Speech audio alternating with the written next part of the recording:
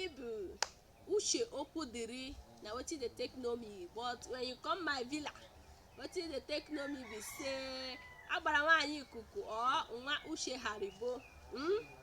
Anyone wey you call me, I go answer. Na my name. Wetin I dey do here be say I be herbal doctor.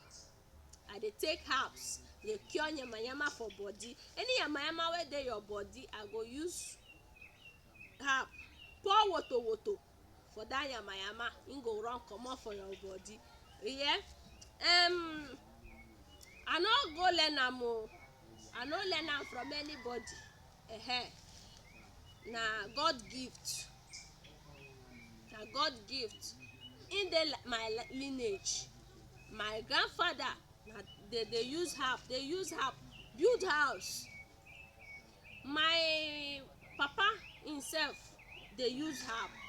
My mama himself dey use, my grandmother both side, both mama and papa, dey use herb dey cure.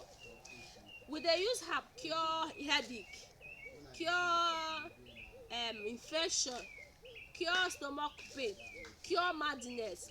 Woman wey dey try make im born, when e don try make im born, herbs dey cure am too.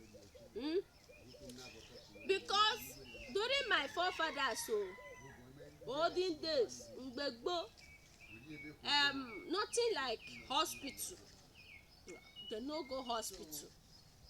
We no get hospital. Na this herb be say you cure onya umunna. Na this herb be say head dey pain you, you cure am. Na this herb be say ear abunti dey do you, you take am cure am. Na this herb be say woman wey dey pregnant, you go cook am give am, im go drink, im baby go balance for body.